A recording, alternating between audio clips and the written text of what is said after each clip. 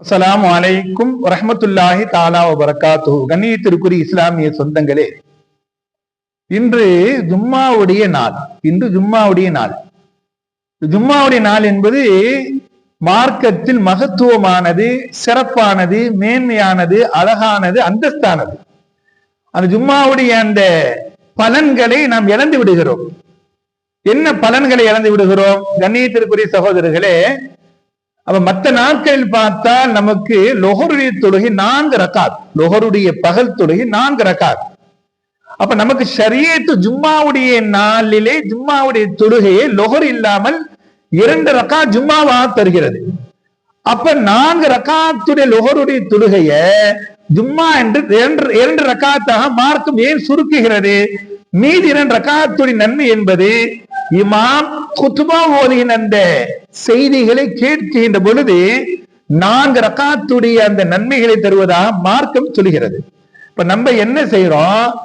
அஜரத்து ஜும்மாவுடைய அந்த நாளில் குத்துபால போய் மேல ஏறியதற்கு பிறகுதான் நம்ம வீட்டுல இருந்து குளிச்சுட்டு வரோம், வந்து உதவு செய்யறோம். அது மாத்திரமல்ல, முன்னாடி உட்கார்ந்து இருக்கக்கூடிய முசல்லிகளை தொழுகையாளிகளை தாண்டி தாண்டி தாண்டி தொழுக வரும்.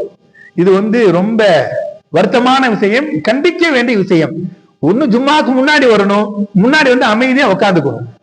அதே போல குத்துபா ஓதுகின்ற பொழுது, இமாம் குத்துபா ஓதுகின்ற பொழுது சத்தம் பேசவே கூடாது. நபிகள் நாயகம் ஸல்லல்லாஹு அலைஹி சொல்கிறார்கள், சலாமே சொல்லக்கூடாது, சலாம் சொல்லக்கூடாது, சலாமுக்கு பதில் சொல்லக்கூடாது. சலவாத்தே என்னது பெயரே சொன்னாலும் கூட நீங்க சலாத் சொல்ல வேண்டாம்.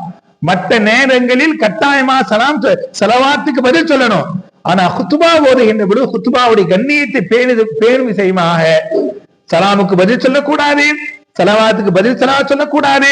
ஒரு பேசிக் கொண்டிருக்கிறார், பேச வேண்டாம் என்பதா நீங்கள் இஷாரா கூட செய்யக்கூடாது என்பதாக நபிகளார் வன்மையா கூறுகிறார்கள். எனவே ஜும்மாவை கண்ணியப்படுத்துவோம், ஜும்மாக்கு பள்ளிகளுக்கு விரைந்து செல்வோம்.